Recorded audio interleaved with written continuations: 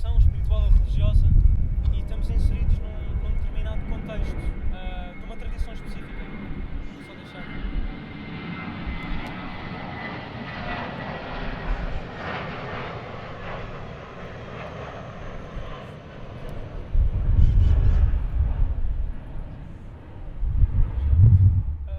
Portanto, como estava a dizer, as pessoas que têm que seguem uma via espiritual ou uma religião, ou chamemos-lhe o que seja, um caminho, algumas estão inseridas numa determinada doutrina, não é? Numa determinada tradição, num determinado conjunto de crenças e valores. E a pergunta, no fundo, que é suposto debatermos aqui, é como é que nós podemos praticar a nossa tradição, a nossa prática, a nossa religião, a nossa espiritualidade, chamemos-lhe o que for, estando em harmonia com outras pessoas que têm crenças, valores, uma tradição diferente da nossa, sobretudo quando estamos a partilhar a nossa tradição, não é? Porque é um tópico muito sensível, esta questão da partilha interreligiosa, interfé, interespiritual. Todos nós sabemos, não é? As guerras que há ou que já houve durante a história em relação a estes temas mais sensíveis. E no fundo é esse tema que eu gostava de debater com vocês. Não sei se querem começar, se alguém quer começar, se querem seguir, por exemplo, por ordem alfabética, se alguém tem já alguma... O Rafael vem ali com os livros, não sei se... É só para mostrar as capas. Ok. Não vou ler. Ok, estejam à vontade. As senhoras primeiro, ainda se usa, ainda há cavalho. Bem, eu posso começar.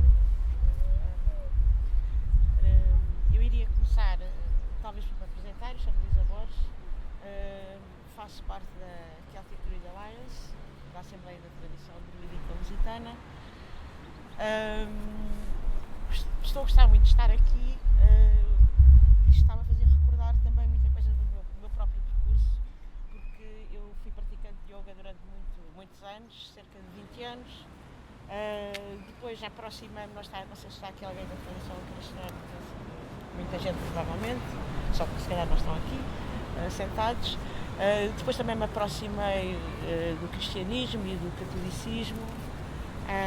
Sempre fui muito próxima do islamismo, de certa forma, porque sempre me interessei muito por ler pela leitura do Corão, embora em traduções inglesas.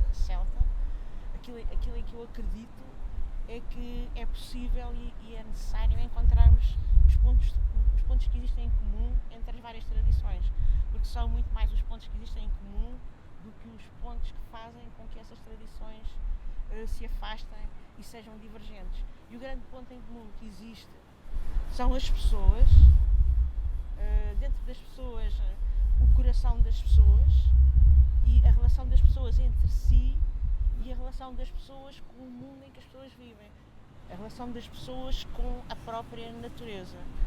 Eu acho muito interessante, uma das coisas mais interessantes que existe na tradição celta, eu penso que existe em todas as outras tradições, é essa relação de grande profundidade e no fundo, de profunda dependência, que é uma dependência que eu vou dizer que é uma dependência mesmo filial, sem a qual nós não conseguimos sobreviver, uma dependência e uma relação total com a própria natureza. Então, nós na tradição celta, eu acho que isto vai nos irmanar bastante. Nós temos vários momentos de celebração, mas que estão sempre em profunda relação com aquilo que aparentemente está a passar no exterior de nós, que são as estações do ano, haver uma estação quente, na qual nós estamos a começar a entrar agora, a que nós chamamos o verão, e que na nossa tradição celta tem o nome de Samos, e estarmos a sair de uma estação fria ou úmida, que na nossa tradição tem o nome de Giamos. Então todas as tradições, fiquem elas no Polo Norte, no Polo Sul, ou seja onde for, estão sempre, e muitas vezes isto passa despercebidos, estão sempre relacionadas com realmente o clima que existe onde nós estamos inseridos.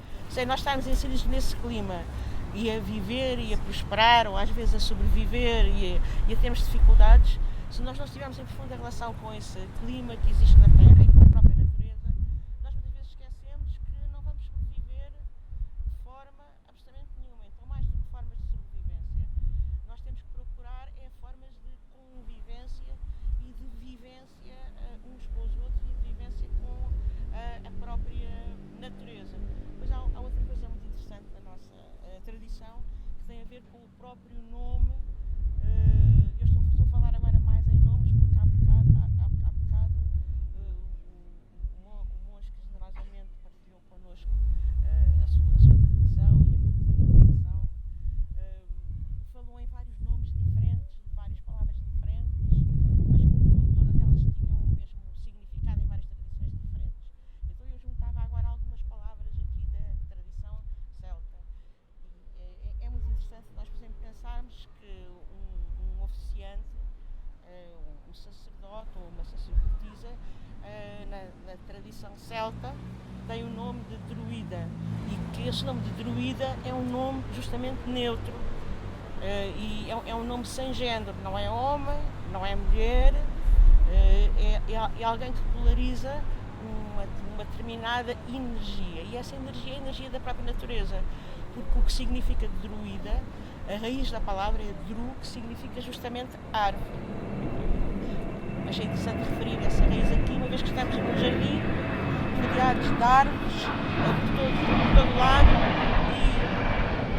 e as árvores não façam bem parte, agora voam, tem alguma coisa de aves.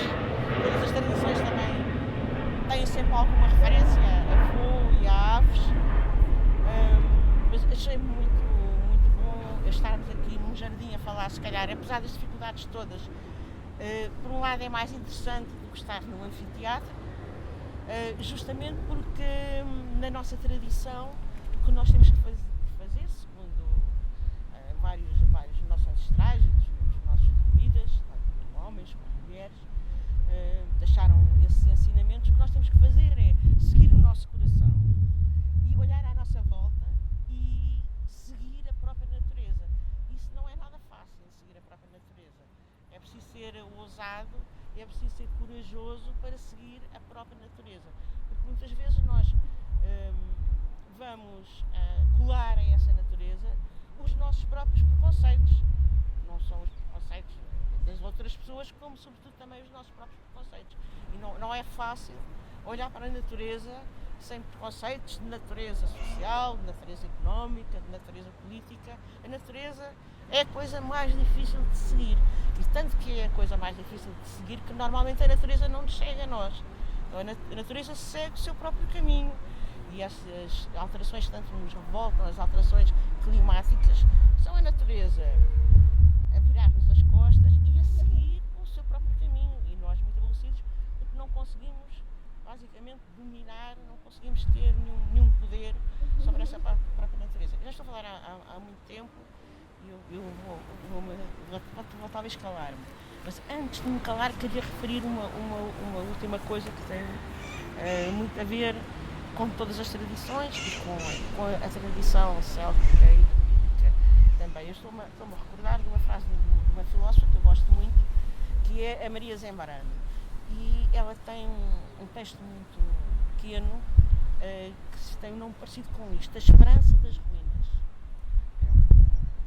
Não é bem este o título, não estou a lembrar completamente, mas é mais ou menos isto. Esse texto fala de muita coisa, e ela tem uma frase que é uma frase que sempre me tem ficado ao longo dos anos, e que é esta: qualquer obra humana de arquitetura, qualquer construção humana que seja uma construção arquitetónica, implica sempre uma humilhação relação da natureza. Depois tem uma segunda parte desta frase, ou uma segunda frase, em que ela diz: por isso é que os antigos tinham necessidade de fazer sacrifícios, no sentido de se fazer celebrações, fazer rituais em que eles queriam honrar os deuses do lugar. E penso que quando nós não temos em conta estes dois princípios, a partir do momento em que nós os perdemos de vista, há qualquer coisa na nossa relação, há qualquer coisa que é muito grande, na nossa relação uns com os outros e na nossa relação com a natureza, que fica perigosamente desequilibrado e fica perigosamente ameaçado. Pronto, eu ia-me calar aqui, isto para falar da necessidade de termos cultos, de termos rituais. Meditar é uma forma é um ritual, é uma forma de prestar culto em todas as tradições. Penso que não vou estar enganada. Até na tradição cristã, que eu também conheço, porque já fui praticante e cheguei a fazer o crisma, numa idade já um bocado avançada, portanto devia saber o que é que estava a fazer. Em todas as tradições, até numa missa católica, por mais rotineira às vezes que ela possa parecer, ou cansativa, e talvez menos criativa, porque se calhar quase todos nós fomos criados nessa tradição e portanto criamos um certo hábito e não meditamos muito acerca disso. Mesmo na missa católica, há sempre um momento em que o sacerdote diz: e meditemos. Não é? E não há nenhuma tradição, penso eu, das que estão aqui representadas, que não tenha esses momentos de meditação. Se calhar uns mais longos, outros mais curtos, mas todas têm. Isso é uma coisa boa que nós temos de fazer todos em conjunto. É fazer silêncio, meditar e ouvir os pássaros e até os aviões a passar. Penso que quando nós mergulhamos dentro de nós, ao mesmo tempo que mergulhamos dentro de nós, também estamos a exteriorizar algo muito íntimo de nós e a fazer essa ligação com as árvores, os pássaros, o céu e tudo o que existe para nós, como nós valorizamos de bom e também de mal na natureza, porque nós valorizamos. Portanto, eu vou-me calar. Escutaste? Muito obrigado pela sua intervenção. Não sei se algum de vocês gostava de seguir.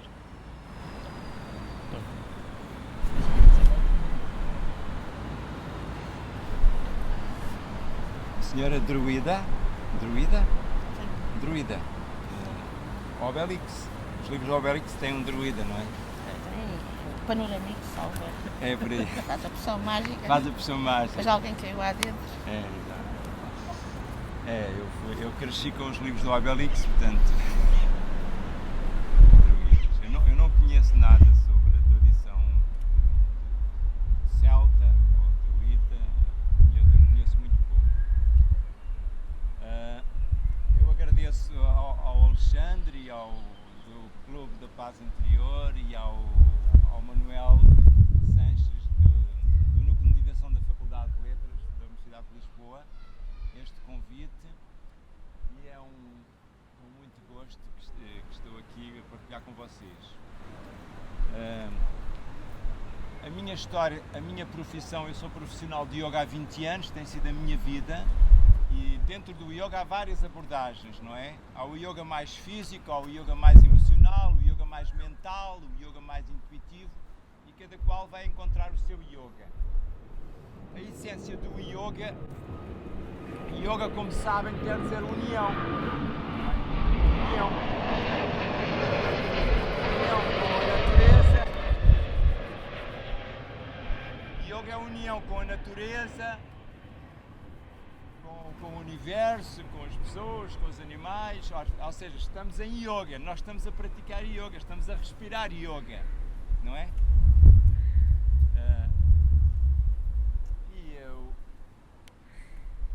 O Raja Yoga, que é o yoga que eu mais, com o qual eu comecei quando tinha 19 anos, com um professor indiano que tive a sorte de conhecer na altura, chamado Prem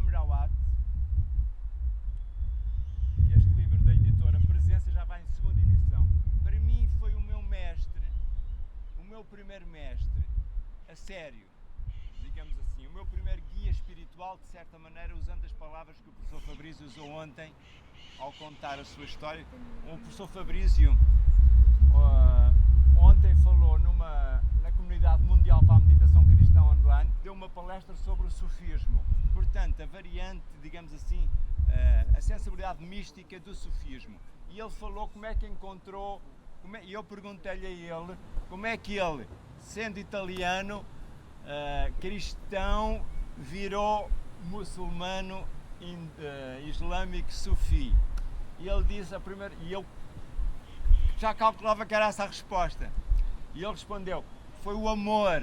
O amor é que me levou, ou seja, ele era cristão e procurou um guia espiritual. E no cristianismo ele não o encontrou. Então ele me encontrou no sufismo. E foi o amor, e foi um mestre que me tocou o coração. Comigo foi mais ou menos o mesmo. Eu tinha 19 anos, eu era cristão, ainda sou, e também sou budista e islâmico. Eu acho que também o holismo, não é? Nós acabamos por ver que temos um pouco de tudo. E este professor indiano tocou o meu coração quando eu tinha 20 anos. Este livro já é um best-seller nos Estados Unidos, em Espanha, foi lançado na Índia agora para 100 mil pessoas, bateu o recorde do Guinness. Portanto, se quiserem saber o que é Raja Yoga, para mim tem este livro. Ouve a tua voz, já está traduzido em 18 línguas. Pronto. Raja Yoga para mim é isto. Depois, a tradição do yoga. Ouve a tua voz, editora presente. A tradição do yoga tem, ou seja,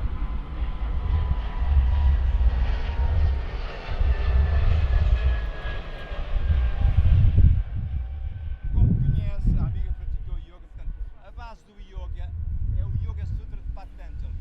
O yoga clássico. O yoga clássico foi codificado por um mestre chamado Patanjali, que era mestre de música, de filosofia e também de yoga. Isto, e todas as escolas de yoga vão beber aqui ao Yoga Sutra de Patanjali, para quem quiser aprofundar. Há várias edições, até uma edição portuguesa de um autor português.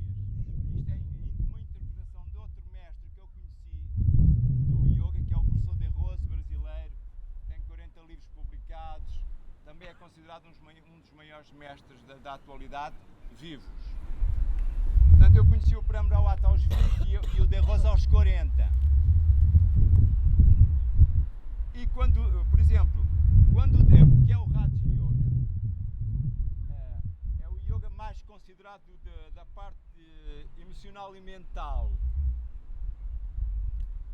Porque o yoga, hoje em dia, quando se fala em yoga, fala-se em ginástica alternativa, não é? Yoga está para o corpo, assim como a meditação está para a mente.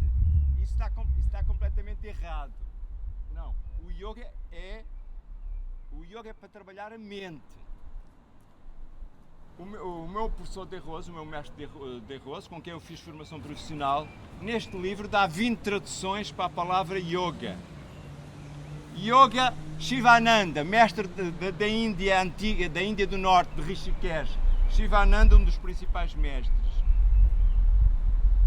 Yoga é a supressão dos turbilhões mentais. O que é o yoga? Yoga é a supressão dos turbilhões mentais. Um discípulo dele, Vishnu Devananda, o yoga consiste em suprimir a atividade da mente. Não é para anular a mente. Nós temos mente, a mente é um instrumento, devemos usá-lo. Só que mais poderoso que a mente é a intuição. E o yoga é para trazer a intuição rapidamente à tona. Todos temos intuição, uns mais, outros menos. A ideia ao praticar yoga é que a intuição dispare. Yoga é a restrição das modificações da matéria mental. Vivekananda. Yoga é impedir que a matéria mental tome formas variadas. Quando se fala em definições de yoga, só fala da mente, nunca fala do corpo. Ok? E depois este mestre só fala numa posição. Este mestre só fala nesta posição. Eu vou fazê-la para vocês. Este mestre só fala nesta posição. É uma posição que as crianças fazem naturalmente esta posição. Nós depois crescemos e já não conseguimos fazer. Ao trabalhar o corpo, nós conseguimos chegar a esta posição. As plantas dos pés estão viradas para cima e nós já não sentimos a força da atração da terra. Já ficamos mais leves. O Patanjali, o mestre do yoga clássico, só fala nesta posição. Hoje em dia, o De Rose já fala tem um livro com 2000 posições. 2000 posições, ok? O Raja Yoga. Depois, ou seja, os budistas praticam meditação, fazem Raja Yoga. Os cristãos, na linha dos Rinpochés, há vários livros. Temos ali o amigo Joel, que estudou um bocadinho a tradição budista. Há a linha dos Rinpochés, os mestres tibetanos, da linha do Dalai Lama.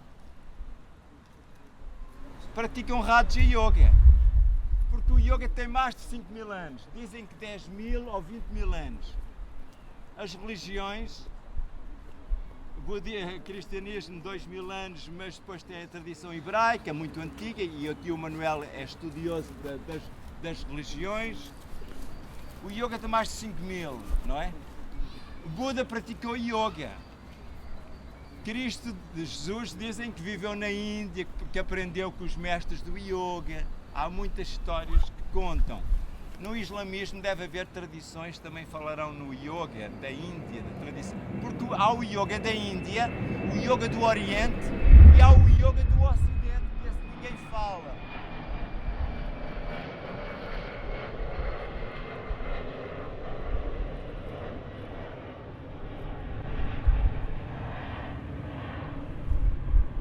Há livros sobre os Rinpochés que eu recomendo. O cristianismo tem a meditação. O central do cristianismo é a meditação.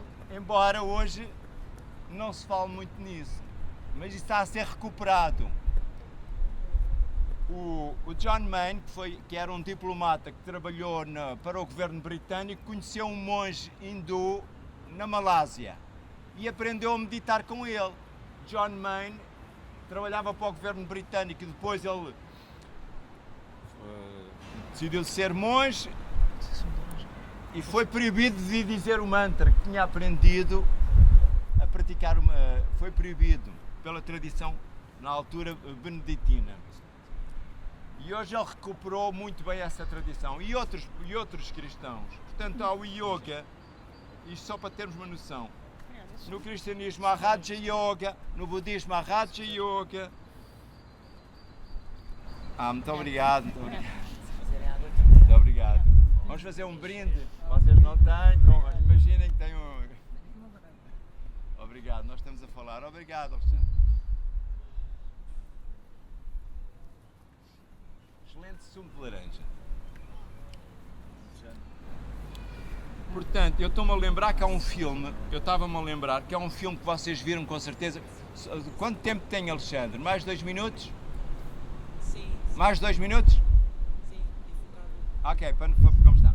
Há um filme que vocês com certeza viram, com o Morgan Freeman, ator americano, e o... já não me lembro do outro.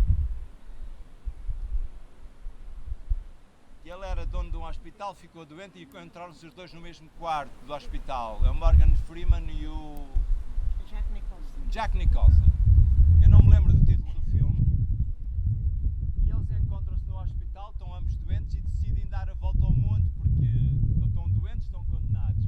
E uma das cenas do filme que me marcou é, eles estão em cima das pirâmides do Egito e fazem... E há 2 perguntas que são feitas, que é... Encontraste a alegria quando se morrer, quando se chegar ao céu, vão perguntar 2 coisas. Encontraste a alegria na tua vida?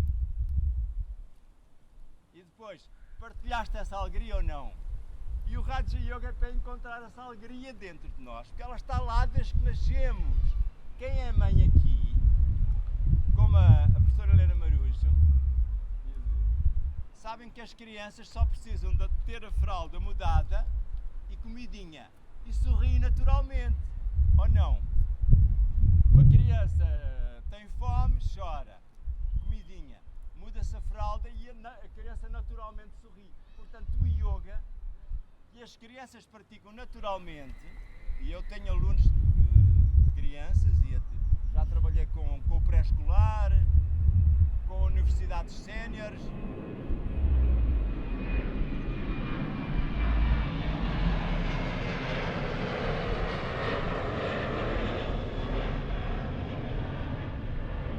E é muito inspirador estar com estes jovens extraordinários que estão a fazer um trabalho. Como eu já disse ao Alexandre, vocês lançaram uma pedrada no charco, que é criarem um clube de meditação numa universidade, na Universidade de Lisboa, é fantástico. E agora há um clube da paz, também da Associação Académica da Universidade de Lisboa. Isto é fantástico, nós temos que apoiar, divulgar e ajudar estes jovens. Eles estão a fazer um trabalho que nos dá muita esperança. E isso é o Raja Yoga, ou seja, é o yoga real. Isso é que é o verdadeiro yoga. O yoga não são acrobacias feitas com o corpo, ok? Que a gente gosta de fazer e dá um bem-estar incrível. Mas há tanta coisa que dá bem-estar. Obrigado pela oportunidade de partilhar com vocês um pouco da minha experiência. Até à próxima. Obrigado, Rafael. Qualquer pergunta depois pela podem informação. fazer, está bem? Muito obrigado. Professor Fabrício, se quiser.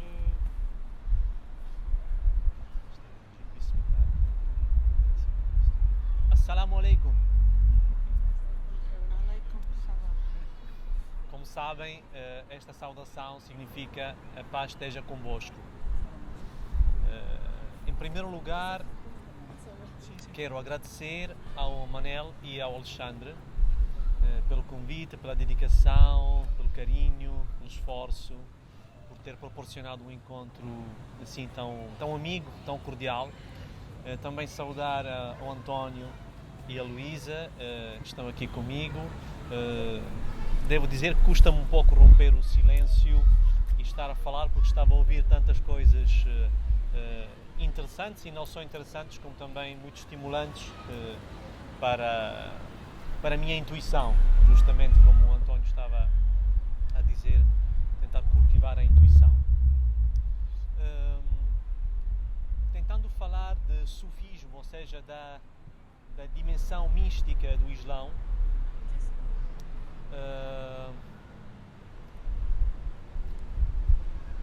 falar de sufismo pode levar muitas horas ou poucos instantes. Podemos ir às definições dos grandes teólogos que falam de sufismo como da ciência da purificação do coração e do caráter. Podemos ir às definições mais, digamos, enciclopédicas, como a mística islâmica ou o esoterismo islâmico, ou podemos ir a grandes mestres como deste nosso tempo, Maulana Sheikh Nazim, que quando um escritor que queria escrever um livro sobre sufismo e lhe perguntou o que é o sufismo, o mestre respondeu: o sufismo é o pé no sapato. E, portanto, mais do que defini-lo, vamos tentar trazer a este encontro algo do ensinamento espiritual do Islão que possa atender a questão que nos foi colocada.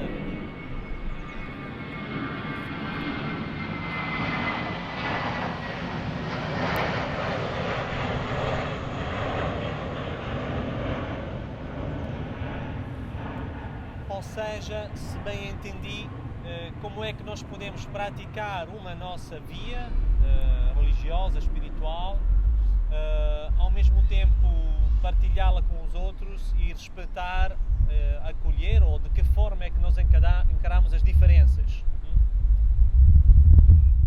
Acho uma questão muito oportuna e é bom que haja jovens que colocam esta questão. Muitas vezes nos encontros interreligiosos evita-se esta questão, que a meu ver é das mais importantes. Então, para responder a esta pergunta do ponto de vista da mística islâmica, da espiritualidade islâmica, em primeiro lugar tentamos meditar sobre a mensagem de Allah, de Deus. Ou seja, tentamos... Eu antes de começar este discurso, havia um pouco de barulho, se calhar estava a passar um avião, mas tentei relembrar-me de Deus e começar a falar relembrando-me de Deus. Porquê? Porque a alternativa seria ter começado a falar relembrando-me de mim próprio e do meu ego. Então este é o grande critério que temos na nossa tradição quando somos questionados de onde é que vem a nossa resposta. Vem de uma tentativa de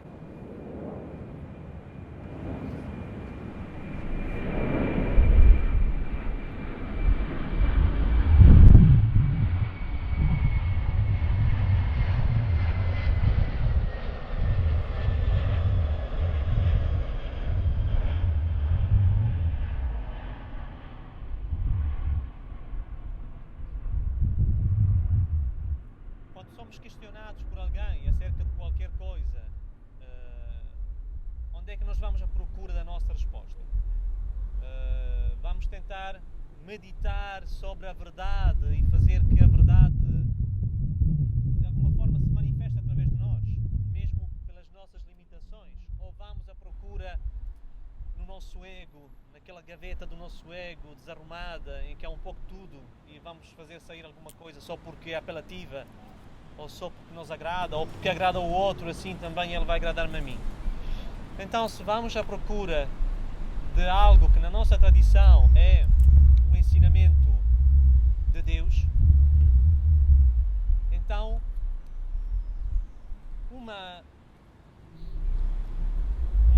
um ensinamento que temos pelo Alcorão, pelo livro sagrado do Islão, palavra de Deus, segundo os muçulmanos, digamos uma interpretação bastante consensual, aliás, completamente consensual, é que a revelação islâmica, sendo a última revelação, segundo os muçulmanos, é de alguma maneira uma síntese, não é uma nova religião, mas é o cumprimento e o selo de toda a revelação anterior.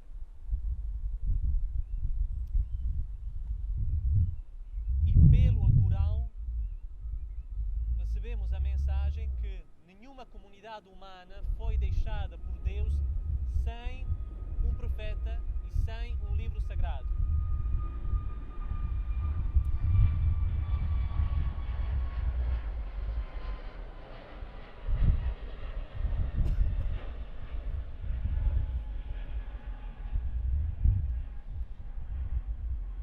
Portanto, naturalmente o muçulmano deveria meditar sobre o que nos une, que é, em primeiro lugar, o facto de haver, como dizia um monge, não me lembro do nome dele, Burin, monge Burin, dizia, portanto, a suprema bondade é una, o supremo bem é uno. Portanto, isto une-nos de alguma maneira. Deus é uno. A frase, o cerne da teologia islâmica é expresso por uma frase em árabe que é La ilaha illallah. Não há divindade salvo Deus. Ou seja, é um chamamento à unidade. Não há divindade salvo una. O divino, na acepção islâmica, não é uno entre outros, não é um entre outros, como eu posso dizer que esta é uma árvore entre outras. Não, é uno no sentido que é absoluto, eterno, infinito, transcendente e imanente ao mesmo tempo. Na meditação sobre esta unidade podemos encontrar muito daquilo que é também uma meditação sobre aquilo que nos une enquanto seres humanos. há um versículo do Alcorão que em árabe começa assim: A'udhu billahi minash shaitani rajim, bismillahir rahmanir rahim. Allahu nuru samawati wal ard. Deus é a luz do céu e da terra. Temos neste versículo a referência à terra, que foi já mencionada pela Luísa. E a terra, ou digamos a natureza, é de facto uma dimensão comum à nossa passagem nesta existência. E o ser humano tem uma responsabilidade perante a natureza, conforme o Islão, segundo o Islão.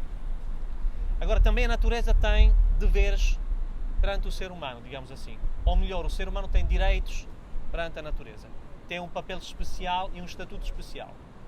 Mas tem deveres, nomeadamente o dever de respeitar a natureza e de tratar com misericórdia as outras criaturas, sejam animais, vegetais e até minerais. Há um ditado do profeta Muhammad, que a paz esteja sobre ele,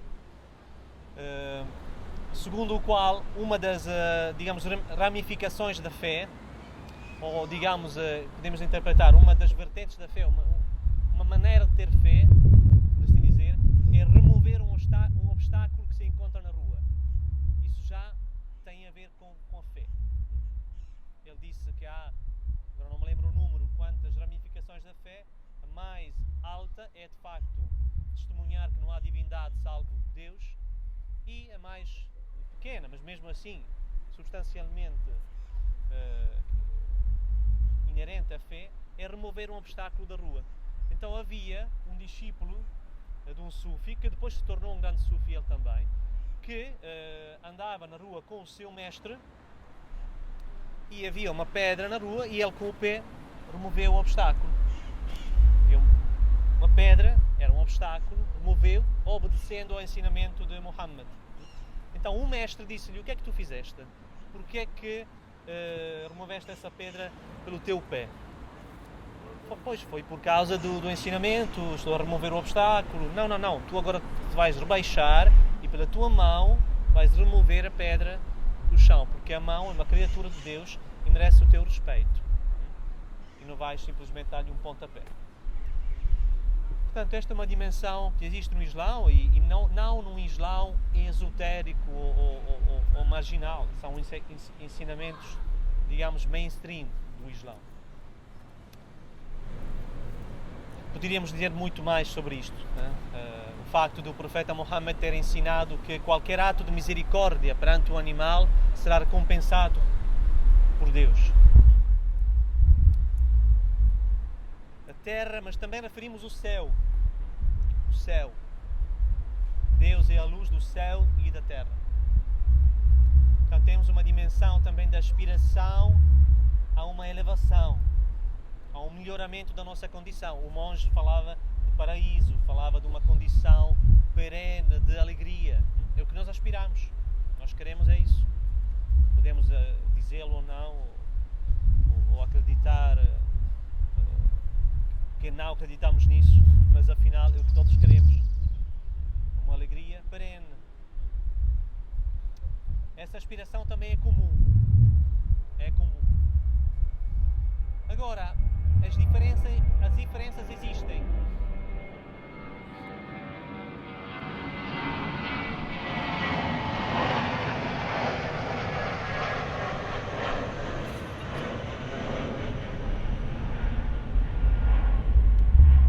Pelo Alcorão, podemos, digamos, interpretando agora muito humildemente a mensagem do Alcorão, recebemos pelo livro sagrado do Islão a mensagem de que Deus fez que a humanidade estivesse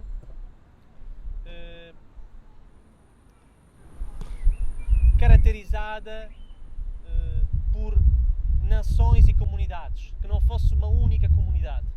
Há um versículo lindíssimo do Alcorão em que se diz que a razão disto, de haver várias nações e comunidades, é que se conheçam uma com a outra. Realmente um versículo, quando o li a primeira vez, fiquei completamente maravilhado. Ainda hoje continuo a maravilhar-me cada vez que leio ou que ouço falar deste versículo. Deus dispôs que a humanidade estivesse em nações e comunidades distintas para que se conhecessem uma com a outra. Então, o Islão, enquanto revelação final, desde o início,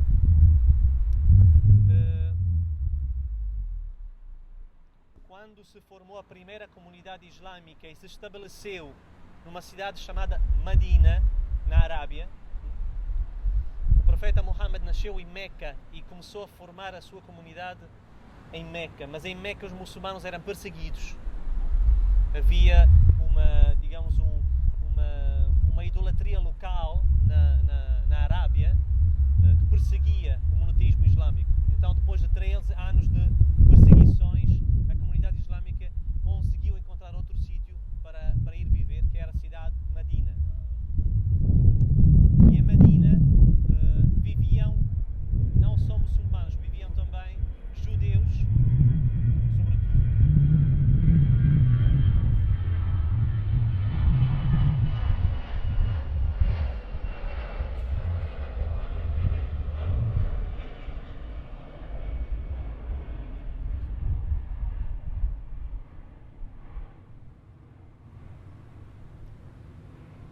Em Medina vivia juntamente com os muçulmanos judeus e alguns cristãos e alguns idólatras também.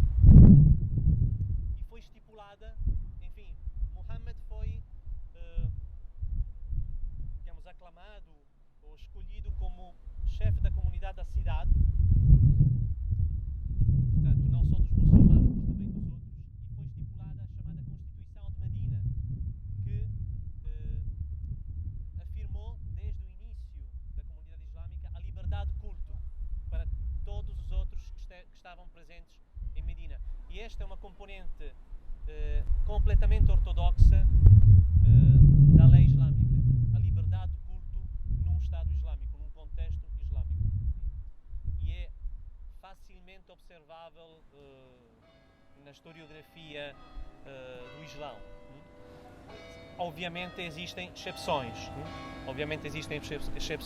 mas isso faz parte da ambiguidade deste mundo e das aventuras dos humanos menos inspirados. Portanto, o muçulmano é chamado a deixar o outro livre de ser quem é. É chamado a apresentar o Islão, sim, no caso de haver oportunidade e de haver, obviamente, o critério e a justa maneira de o fazer. Mas é chamado a respeitar a liberdade que os outros possam não abraçar o Islão e abraçar ou continuar na sua forma de culto. Há um critério no Islão estabelecido no Alcorão que é basicamente um critério bastante comum em toda a humanidade, que é deixar em paz as pessoas que não nos estão a agredir.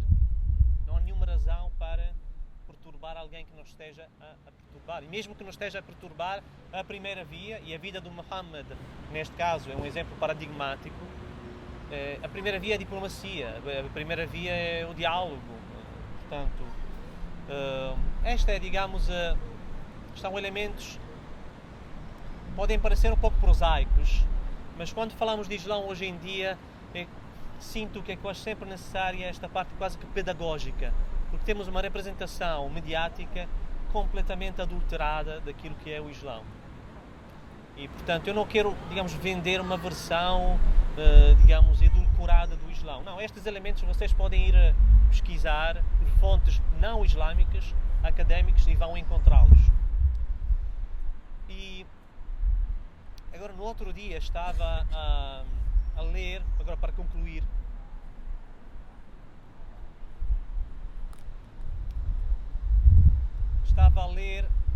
enfim, sabem que hoje é uma festividade importante para os muçulmanos. Hoje é o dia em que se celebra o fim de Ramadão. É o dia da Eid al-Fitr.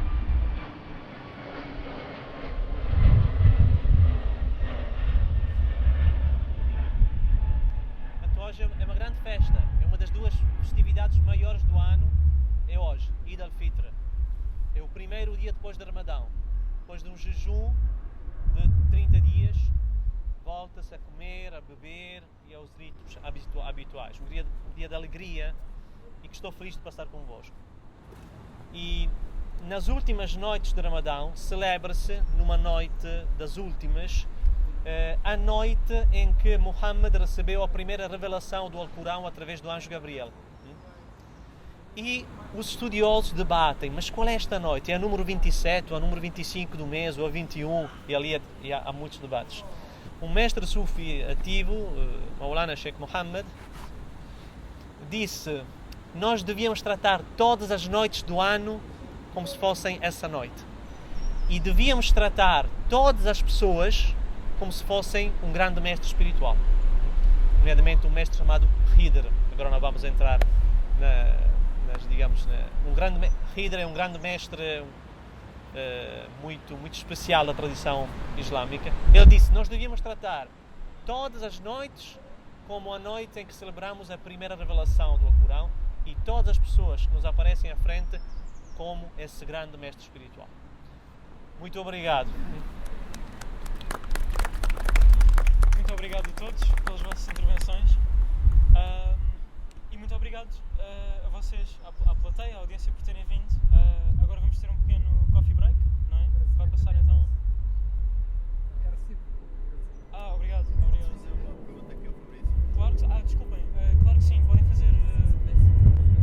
Sim. Desculpem, foi distração minha. Façam as perguntas que quiserem. Realmente isso é importante, aquilo que nos disse agora.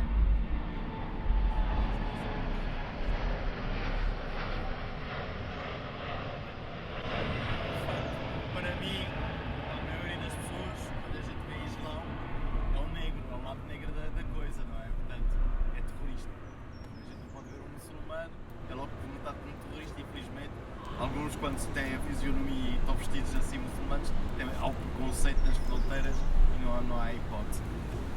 Se o Alcorão, tal e qual como nós temos a Bíblia, infelizmente também, mas se o Alcorão é o único, de onde é que vem essa margem de violência? E sobretudo quando você disse que é muito bem, que me surpreendeu, respeitar o culto, respeitar os outros, não sei o quê.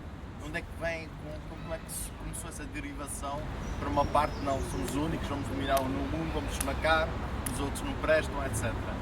Temos que os matar, essas coisas todas. Essa parte má. Obrigado pela questão. Vem de onde vem essa mesma atitude em qualquer outra comunidade humana, religiosa e não religiosa. Quantas ideologias secularizadas produziram milhões Tivemos a Inquisição de mortos? Portanto, a questão é que o ser humano, isto é muito importante, a questão é que o ser humano, salvo pouquíssimos, tem um problema dentro deles que cria problema aos outros, que é o chamado ego, que é uma componente ignorante e rebelde e arrogante da nossa, amálgama, e que é muito facilmente influenciado pelas forças mais ignorantes que existem no cosmos e por uma entidade que nas tradições abraâmicas é chamada Satanás, ou seja, uma entidade adversa à verdade. Agora, o ego é susceptível de influência destas forças e, quando não é treinado e quando não é transformado, abre-se a estas influências e, quando se torna muito forte, tende a ocultar esse sol que nós temos dentro de nós, e isto já é um grande desastre quando acontece a uma pessoa. Agora, quando várias pessoas assim se juntam, podem ser muito poucas,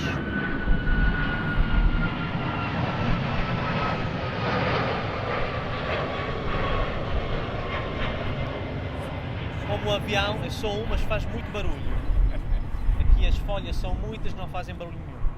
Portanto, da mesma maneira, podem ser só, entre aspas, só 50 ou 100 mil criminosos que vivem numa determinada zona do mundo e que se pintam uma bandeira e escrevem lá o nome de uma religião, e essa religião é praticada por 1 bilhão e 700 milhões de pessoas no mundo, e fazem mais barulho os 50.000 que podiam encher um estádio aqui, e é uma quantidade muito modesta se compararmos com a comunidade no seu total, mas fazem muito mais barulho. Portanto, a resposta pode parecer banal, mas é uma resposta, acho, bastante objetiva.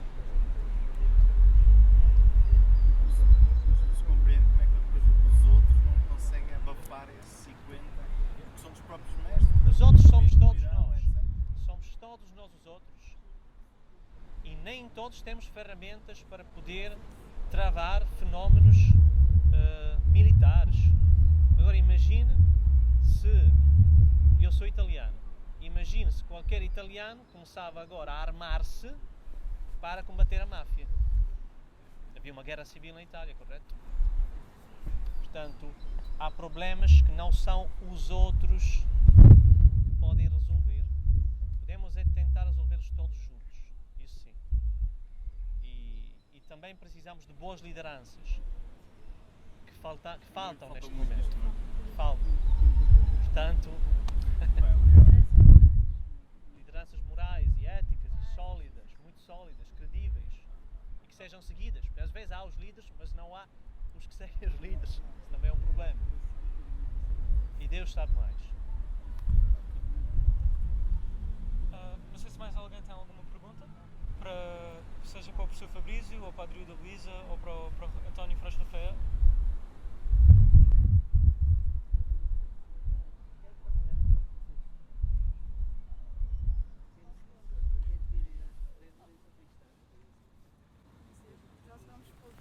Muito bem, muito bem. Gosto muito de falar, eu é mais silêncio. Senta aqui.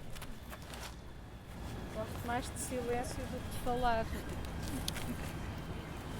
E, começando por aí, sou católica, apostólica romana, também já passei por estas fases destes jovens todos, em que estava revoltada, não era com a igreja, era com os padres, ou era com as velhas que lá iam, que agora também já me considero. Mas o que é certo é que nunca senti a necessidade de ir, e os meus amigos, por incrível que pareça, são mais de outras religiões do que católicos. Mas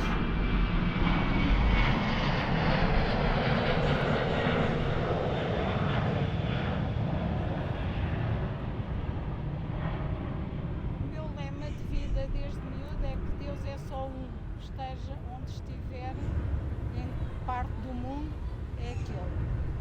E como tal, e naquela altura não havia mais nada senão a igreja católica, morava numa vila pequenina do Alentejo.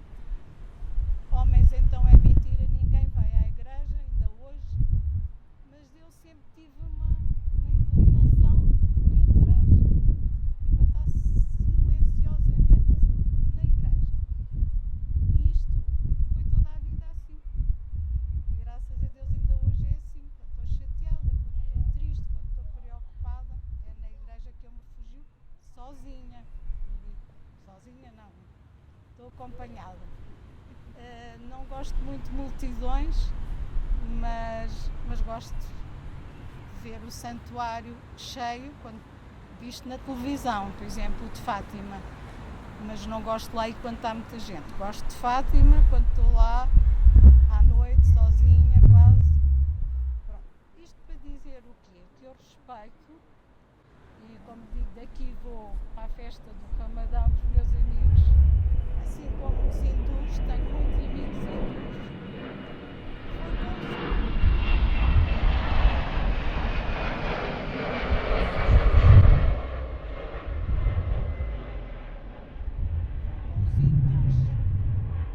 Que aprendi a estar calada. E uma coisa que me ensinaram imenso, além disso, tenho aprendido imenso com os meus amigos das outras religiões, mais talvez do que com os católicos. É que nós realmente somos todos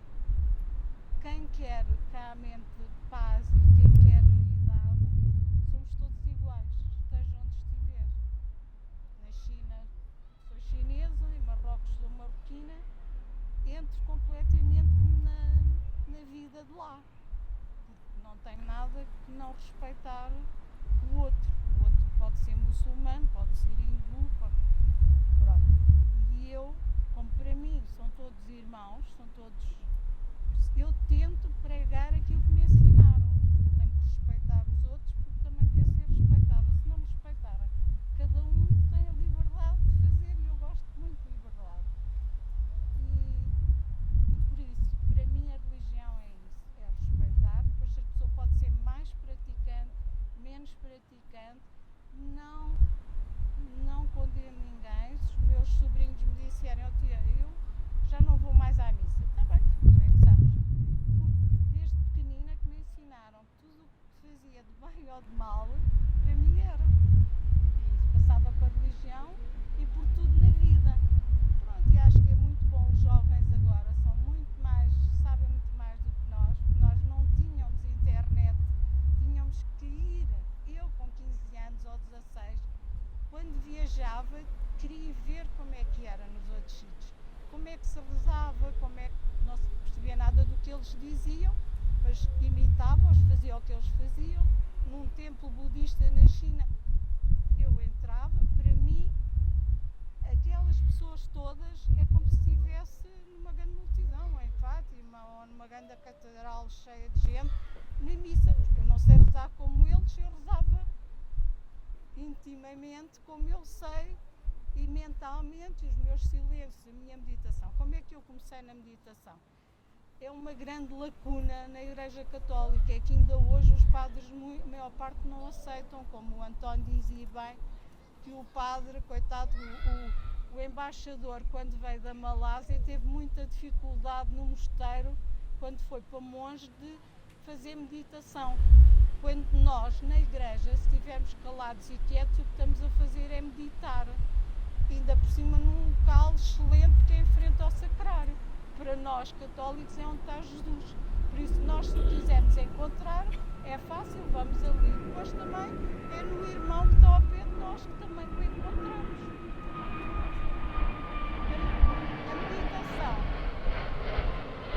eu procurava em tudo, no yoga sentia-me bem, pratico yoga há muitos anos, agora menos porque lá está, era o que o António dizia.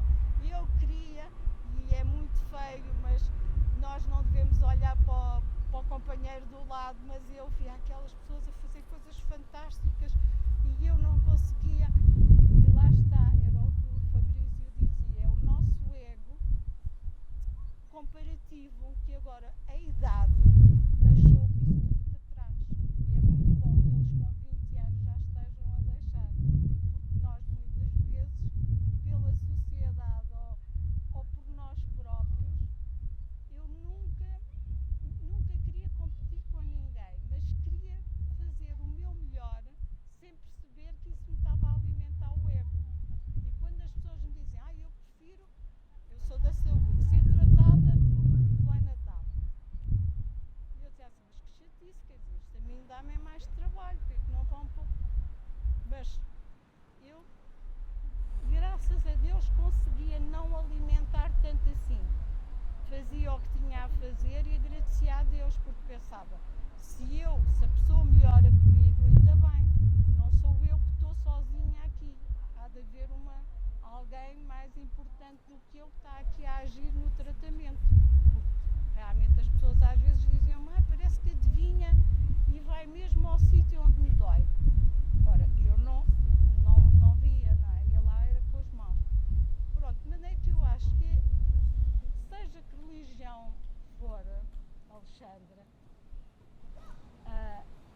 eu tenho também, gosto muito até pelo silêncio do budismo e do hinduísmo. Eu também aprendi imenso com os meus amigos hindus. A calma, tudo isto dão-nos uma grande lição a nós ocidentais, mas eles já vieram muitos de lá. E eu nasci aqui e sempre vivi aqui, só quando viajamos vou de férias, vejo como turista. Mas é que é muito bom que vocês, com a vossa idade, já sintam essa necessidade. Porque eu também sentia, mas não percebia muito bem. Incomodava-me às vezes quando ia à discoteca ou barulho, mas não percebia muito bem o que era aquilo. Ou como dizia o Fabrício, se calhar havia ali forças que me faziam não sentir bem naqueles locais. Mas não percebia o que era, quer dizer, não ia, como tinha liberdade para não ir, e dizia aos meus amigos que não ia, ponto. E isso é o mais importante, eu acho que estejamos onde estejamos, sejamos sempre nós próprios e que tenhamos essa capacidade de discernimento de ver quem é que nos atrai e quem é que nos repele um bocadinho. Nós temos gostado todos como irmãos, mas temos que ir mais para o pé daqueles com quem nos sentimos. Eu tenho aqui um grupo de pessoas que conheci eu não sei nada de internet. Comecei a entrar na meditação e faço online e conheço imensas pessoas em todo o mundo através da meditação. E eu consigo no meu quarto, como eu aprendi, e nos muçulmanos, meus amigos, todos vão rezar para o quarto, é aquela hora, e estejam onde estiver, vão para o quarto, eu agora já consigo fazer isso. Eu vou para o meu quarto interior, esteja onde estiver, e consigo estar na meditação às 9 horas em ponto, com alguns que são como eu, fiéis, até por uma questão de educação, estamos lá àquela hora a meditar. Não é um sacrifício, é uma necessidade. E isto é muito bom, ter uma coisinha em casa pequenina que me ajuda a estar conectado com a Ucrânia, a ouvir bombas a cair e eu a fazer meditação com o grupo de meditação cristã das cidades ucranianas. Isto é uma coisa fantástica. Há anos atrás eu achava que isto era impensável. Pronto, de maneira que é isto. Pode ser aquilo que nós quisermos ser, com honestidade, aceitando a diversidade, aquilo que os outros são e compreendê-los, cada um com as suas, estar pronta a ajudar. Eu não impinjo nada. Às vezes as minhas amigas, tenho um marido, por exemplo, que é agnóstico, não quer nada com a igreja, nem com padres, nem com nada. E não foi com ele.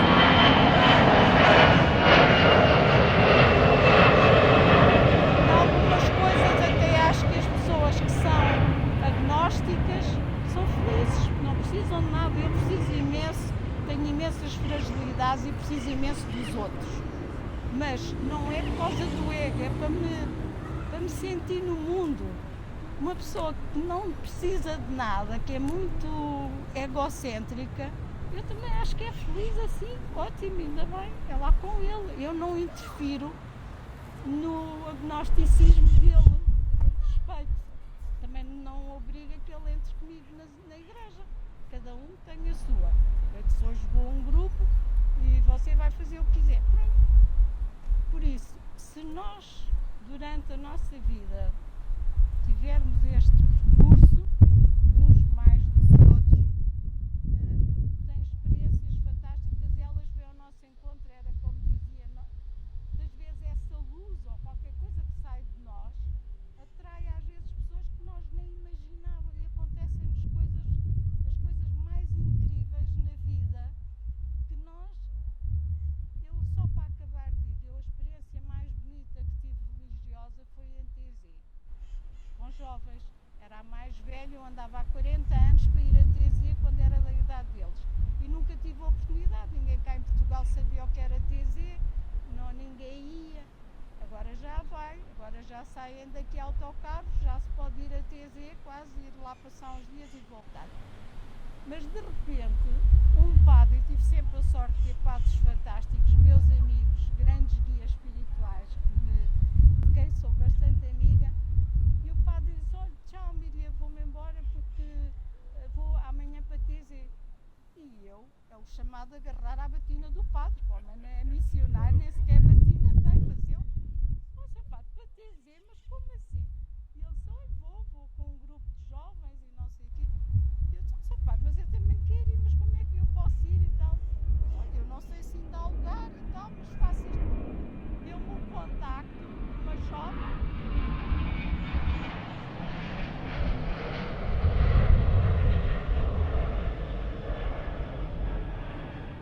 Aqui da Portela, que era a organizadora, e eu fui com eles no dia a seguir. Olha, se quiser, amanhã às 8 da manhã nós saímos da Gar do Oriente. Eu fui parar a TZ, não tinha saco de cama, nunca soube o que era acampar, não. De repente pedi um sacame emprestado, não sabia muito bem para o que ia, mas fui. Isto para dizer que foi a Semana Santa mais vivida, mais bonita que eu tive na minha vida, foi quase com 60 anos, em TZ, que eu considero que é a coisa mais ecuménica que há. Jovens de todo o mundo, jovens aquilo é do outro mundo. E estamos em silêncio. Eu vi os jovens sem precisarem de telemóvel. Isto há 5 ou 7 anos atrás. Os telemóveis estavam todos, ninguém mexia nada, tudo aberto, tudo. Isto para mim, eu se pudesse, era assim que vivia. Não sei se era num convento, não sou muito para coisas fechadas, mas aberto. Por isso é que lá eles encontram se calhar aquilo que as religiões cá não lhes dão, mas no fim estão lá religiões todas. Pronto, era só isto. Sejam felizes, cada um com os seus deuses.